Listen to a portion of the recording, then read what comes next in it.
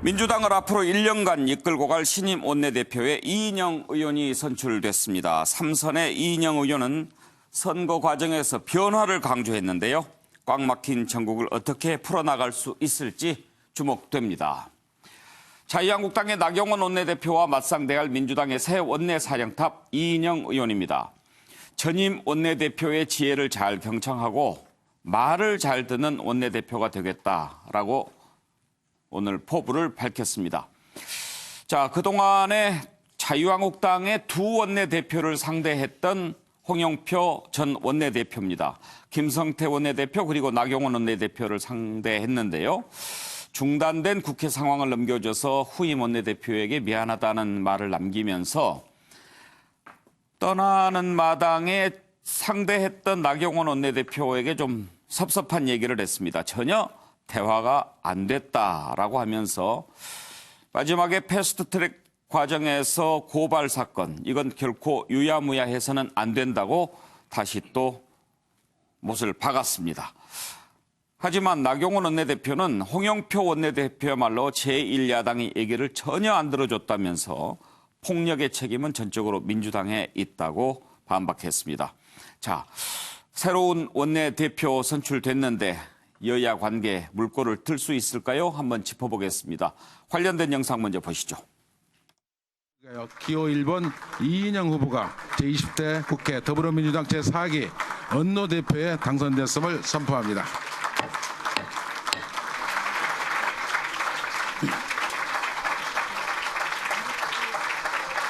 원내대표가 되면 하고 싶은 일이 있었습니다. 정말 말 잘 듣는 그런 원내대표 돼야 되겠다 생각했습니다. 제가 고집이 세다 이런 평들을 원내대표하면서 완전히 깔끔하게 불식하겠습니다. 그리고 부드러운 남자가 돼야 되겠다 이렇게 생각했습니다. 까칠하다 이런 평가가 저도 따끔따끔 하더라고요. 제가 협상하지 않고 우리 의원님들 128분 전체가 협상한다 이런 그 마음으로 움직이겠습니다. 자유한국당의 나경원 대표를 만나면 딱 세 가지입니다. 1번 국정조사, 2번 특검, 세 번째 패스트트랙 하지 마라. 제가 부족한 게 많아서 그런 것이라고 생각이 됩니다. 하여튼 나경원 대표하고는 그런 것들하고는 전혀 단 한 건도 처리를 못했습니다. 저는 이제 사라지는 원내대표니까 이 다음 원내대표도 여러분이 사랑해 주시고 많이 아껴주시기 바랍니다. 민주당이 조금 여당으로서의 당리당략에 집착할 것이 아니라 국회 질서를 존중하고 야당에 대한 존중이 있어야 된다고 생각을 합니다. 그래서 지금 현재 국회가 매우 비정상적으로 운영되고 있는 부분에 대해서 좀 국회를 정상화시키려는 노력이 필요하다고 생각을 합니다. 국정의 동반 파트너인 가장 큰 야당에 대한 그리고 전통적인 국회 질서에 대한 존중이 필요하다고 생각합니다. 예, 김영주 의원에게 먼저 좀 물어볼까요? 이인영 의원을 민주당 의원들이 이제 새 원내대표로 선출했는데 어떤 점이 당선의 배경이라고 생각하십니까?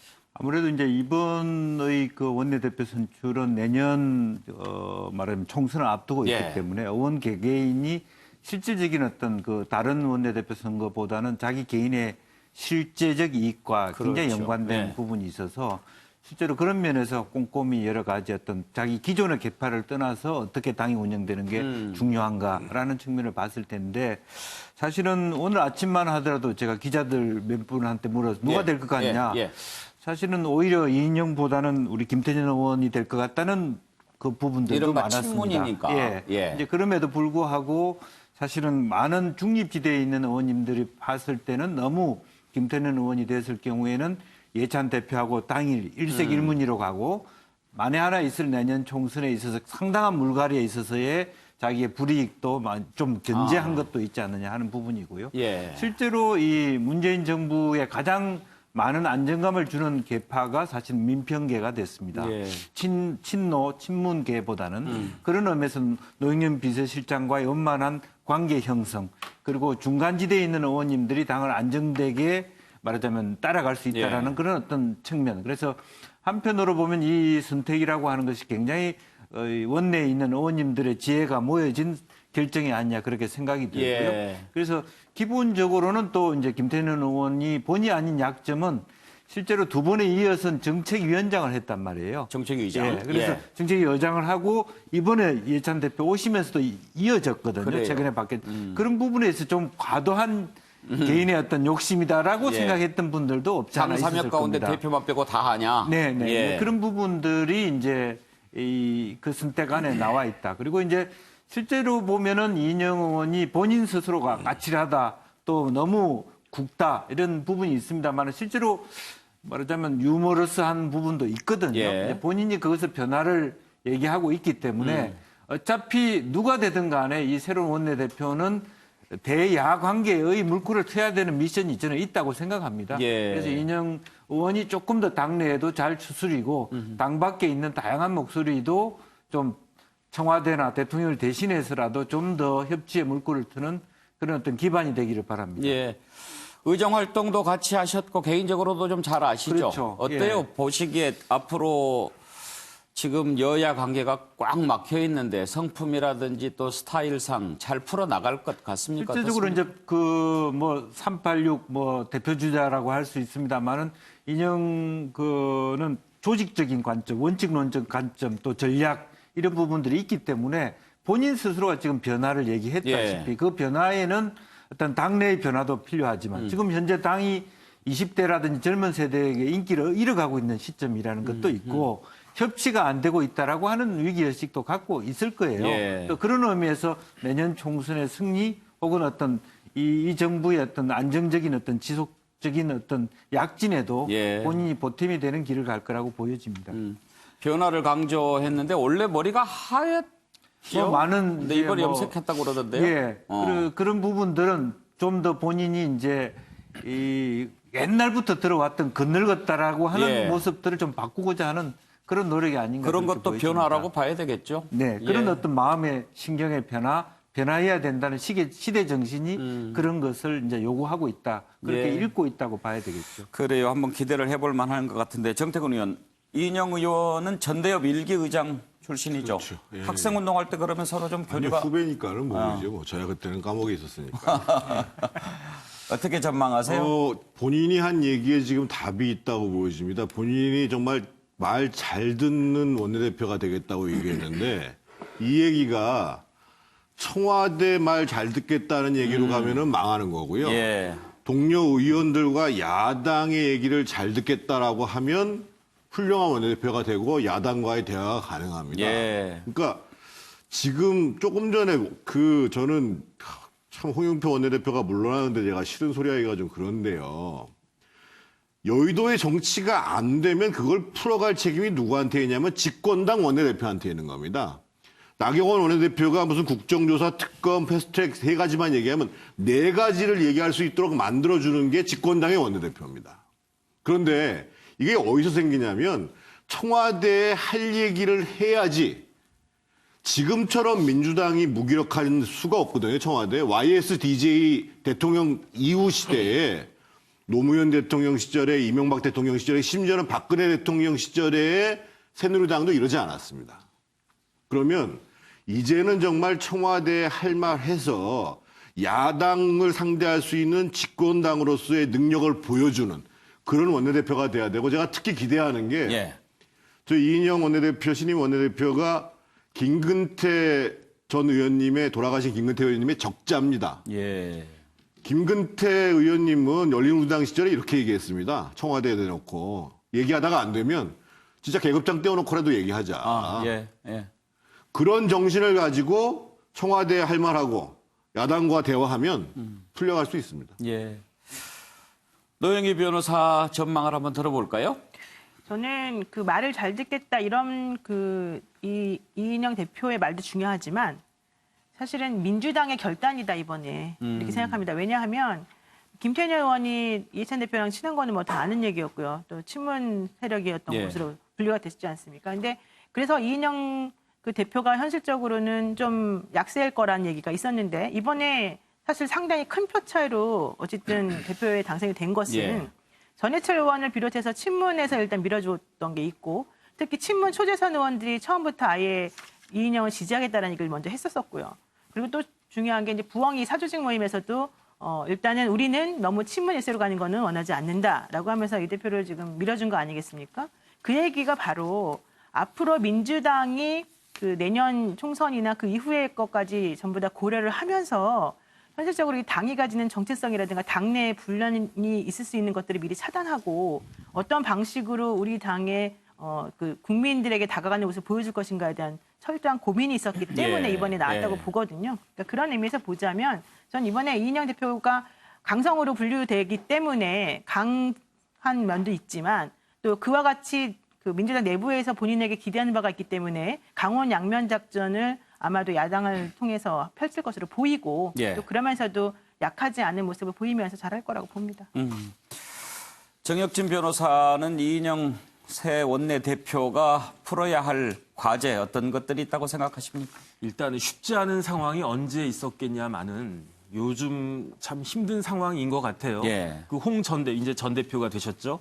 그 후임한테 이야기를 하면서 국회 중단 상황을 넘겨주는 게 미안하다 예. 이렇게 이야기를 했고 그다음에 사실 좀 민생도 어렵지 않습니까? 그렇기 때문에 대외적으로 어렵다라고 하는 것들은 다들 인식을 갖다가 하는 상황인데 저는 어떤 생각이 드냐면은 대내적으로도 쉽지 않을 거다.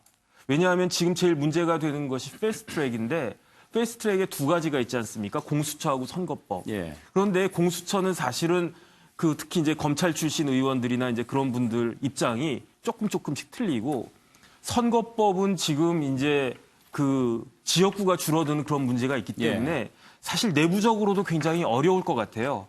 그래서 그렇기 때문에 굉장히 그 엄중한 시기에 대표가 되셨다 이 생각이 드는데 저는 어떤 부분이 조금 기대가 되냐면은 나경원 대표하고 나이도 사실은 비슷하고 그다음에 17대 초선 같이 시작해서 정치를 거의 비슷한 시기에 쭉 했단 말이에요. 그렇군요. 그다음에 저는 어떤 부분이 사실은 이인영 대표가 기대할 만하냐면 이게 굉장히 어려운 상황이기 때문에 본인의 역량을 갖다가 보여주면 다른 때보다 평가가 더 좋아질 수 있을 것 같고 예. 그 평가에 따른 컴펜세이션 보상이 확실하게 될 것 같다. 그러니까 기존에 한 번 생각할 거 두 번, 세 번 더 생각하고 앞서서 두 의원님들 말씀하셨던 것처럼 더 몸도 낮추고 해가지고 현 정국을 잘 뚫으면은 그에 대한 보상이 충분히 주어질 것 같다. 예. 기대해 봅니다. 예.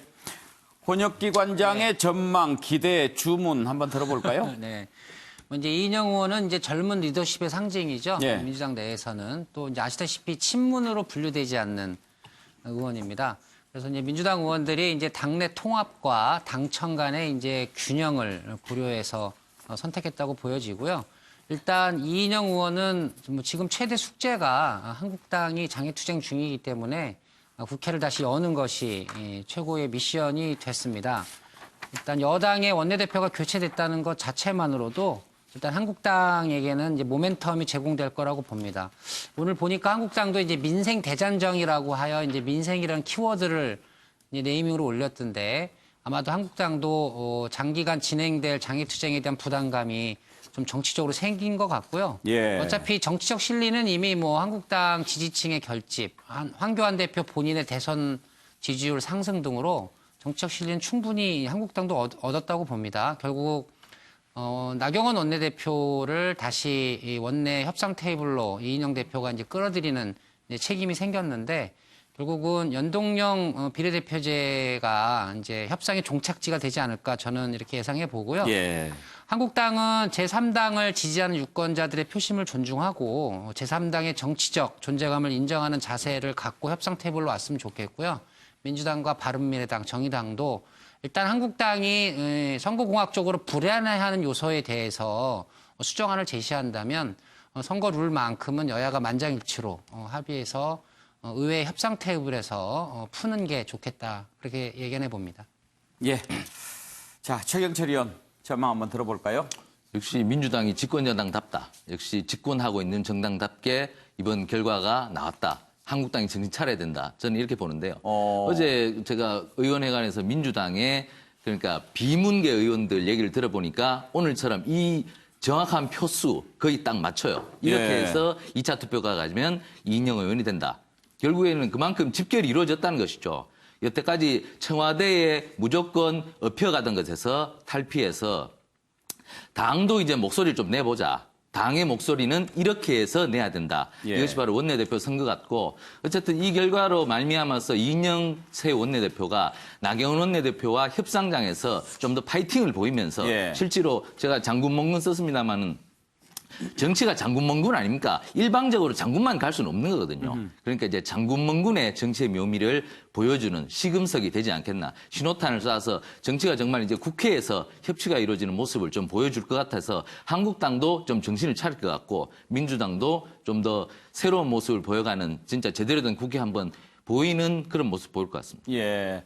그러면 최경철 의원께서는 이인영 원내대표가 된 게 다른 원내대표가 된 것보다는 앞으로 대야 관계 풀어나가는데 좀 더 나을 것 같다 이렇게 보시는 거군요. 그렇죠. 일단 한국당 입장에서도 예. 친문 일색이라는 민주당을 상대하지 않는다는 거죠. 그러니까 좀 더 중립화된 정당, 예. 좀 더 민주화된 정당 이렇게 상대할 수 있다는 명분이 되기 때문에 예. 한국당도 원내로 들어올 수 있는 하나의 시금석이 될 수가 있죠.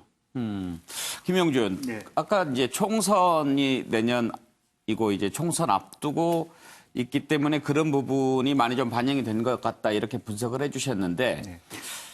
혹시 지금 현재의 전국 정치 상황 너무 대결 일변도로 가는 이런 것들이 민주당 의원들한테 좀 부담이 된 측면도 있었을까요? 아마 이제 그런 부분도 없지 않아 있을 겁니다. 예. 그런데 뭐 결과적으로는 의원들이 생각하는 것은 한편으로는 사실은 자유한국당과 민주당에 속해 있는 의원들은 공천에 대한 걱정이 있지 현재의 구도가 나쁘다고 생각하지는 않을 겁니다. 예.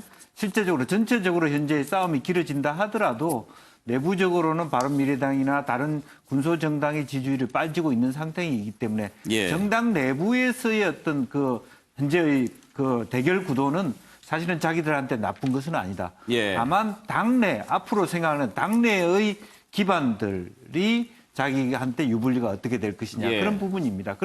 그럼에도 불구하고 실제적으로 시장에 돌아다니거나 의원 활동을 할 때 지역에서 굉장히 불편하거든요. 예. 정부에 대한 말하자면 안보, 민생 이런 부분들의 질문에 대한 좀 더 궁색하지 않은 그런 형체의 말하자면 당청 관계, 좀 더 당이 주도권을 잡는 것들이 좀 필요하다고 의원들이 느낄 수 있었습니다. 예. 자, 우리가 오늘 새로 선출된 이인영 원내대표가 되면은 앞으로 어떻게 또 여야 관계 풀어나갈 수 있을까 또 전망도 해보고 기대도 해보고 그랬는데 오늘 선출된 이인영 원내대표 한번 연결해서 소감을 한번 들어보겠습니다. 이인영 원내대표. 네. 네, 안녕하세요. 이인영입니다. 반갑습니다. 축하드립니다. 네, 고맙습니다. 열심히 하겠습니다. 오늘 우리 뉴스와이드에 나와 있는 패널들 서로 낯익은 분들도 많이 계실 텐데 참 될 만한 분이 되셨다, 잘하실 것 같다 이런 얘기들을 많이 하시네요. 아, 네, 과찬이신데요. 기대가 많다 이렇게 생각하고 더 열심히 하겠습니다. 먼저 지금 가장 궁금한 게 과연 이렇게 꽉 막혀 있는 자유한국당과의 관계를 어떻게 풀어낼 수 있을까 하는 건데 어떤 묘책을 갖고 계십니까? 우선 패스트 트랙으로 꼬인 전국을 패스트 트랙 시즌 2를 오픈한다고 그래서 바로 해법이 만들어질 것 같지는 않습니다. 그래서 국회는 민생 경제를 중심으로 해서 정상화하고 거기서 정치를 먼저 복원했으면 좋겠습니다. 자영업 중소기업 그리고 청년 대책이 매우 급하기 때문에 또 산불과 포항 지진과 산업이 무너진 지역경제 회생 이런 것들은 아주 급한 문제이기 때문에 국회가 여야가 힘을 합쳐서 민생 경제를 회복하는 데 집중하고 그런 과정에서 다른 한쪽에 패스트트랙으로 꼬인 전국을 풀 수 있는 그 해법을 마련하는 이런 통로를 함께 열었으면 좋겠습니다. 예. 자유한국당도 사실 좀 기대하고 그러는 분위기인 것 같은데 나경원 원내대표 언제 만날 예정인가요? 내일 오전이라도 연락해서 그 시간이 되시면 바로 만나겠습니다. 그렇게 해서 자유한국당의 이야기들을 정성을 다해서 예의를 다해서 경청하고 국회 정상화 해법을 함께 모색하겠습니다. 홍영표 원내대표는 얼마나 섭섭하셨는지 떠나면서 참 대화를 한 번도 제대로 못했다 이렇게 많이 아쉬워하던데요. 그동안 나경원 원내대표하고 국회에도 계속 같이 하셨잖아요. 서로 좀 잘 알고 계실 것 같은데 어떤 점이 나경원 원내대표 최고 장점이라고 생각하세요? 저는 나경원 원내대표께서 합리적 보수 정치를 하실 수 있는 훌륭한 자질을 가지고 계신다 이렇게 생각합니다. 그래서 미래 한국을 대표하는 보수 정치의 대표적인 인사가 되실 수 있는 분이라고 생각하고 늘 응원해 왔습니다. 요즘 강경한 그 정치도 보여주고 계시지만 다시 원래 합리적인 성품 그대로 국회에서 원내대표로서 활동해 주시면 좋은 파트너가 될 수 있겠다 이렇게 기대하고 있습니다. 오늘 인터뷰하자고 하는 언론사들이 많으실 거니까 한두 가지만 짧게 더 여쭤보고 마칠게요. 네. 이번에 이인영 원내대표 선출된 배경에 너무 민주당이 친문 일색으로 가는 것을 좀 경계하는 그런 분위기도 있었다 이런 분석이 있습니다. 그런 점에서 앞으로 당청 관계를 어떻게 가져갈 것인가 하는 것을 궁금해하는 분들이 많습니다. 어떻게 생각하세요? 친문 일색으로 우리 당이 운영되는 거에 대한 경계심 이런 것도 물론 있을 수 있습니다만 친문이라고 언론에서 지칭했던 분들도 아주 많은 분들이 저를 지지해 주셨기 때문에 그분들까지도 함께 그 말 그대로 용광로 감성을 우리 안에서 회복해서 새로운 통합, 새로운 질서를 만들 수 있는 이런 과정으로 만들겠습니다. 이렇게 당이 정돈되고 나면 그동안 있었던 당정청 관계에서 당의 역할 이런 것들을 그거보다는 좀 더 주도적이고 능동적인 역할을 할 수 있도록 그렇게 나서야 될 것 같습니다. 예. 그래서 해당 상임위 의원들을 중심으로 정부 부처하고 정책 협의를 하고 주도할 수 있도록 하고 혹시 이견이 생기면 청와대하고 조율해서 빈틈없이 일체된 당정청 관계를 운영할 수 있도록 그렇게 노력하겠습니다. 예. 내년 총선 전략 어떻게 구상하고 계시는지 잠깐 여쭤보겠는데 이인영 원내대표도 240석 예상합니까? 저는 우리가 조금 더 혁신하고 더 단결력을 높이면 그리고 남은 그 20대 국회 기간 중에 민생에서 성과를 내면 내년 총선에서 과반수 의석을 확보할 수 있고 그렇게 해서 다시 국정 주도력을 탄탄하게 갖춰갈 수 있다 이렇게 예상합니다. 예, 다시 한번 축하드리고 원래 하얀 머리가 트레이드 마크였는데 앞으로 계속 검은 머리 염색하고 가실 겁니까? 네, 그 의원님들한테 말씀 잘 듣는 원내대표가 되겠다고 약속드렸고요. 우리 의원님들이 계속 염색을 하라 그러면 염색을 할 것이고 다시 풀어라 그러면 풀겠습니다. 네, 오늘 인터뷰 감사합니다. 앞으로 원내대표 잘 역할해 주시기를 기대하겠습니다. 감사합니다. 네, 고맙습니다. 네, 새로 민주당 원내대표로 선출된 이인영 원내대표와 인터뷰 나눠봤습니다. 바른미래당의 김관영 원내대표도 오늘 원내대표직을 물러나겠다고 밝혔는데요. 바른미래당은 다음 주 수요일에 또 새 원내대표를 선출할 예정입니다. 바른미래당 관련 이슈는 잠시 후에 다뤄보도록 하겠습니다.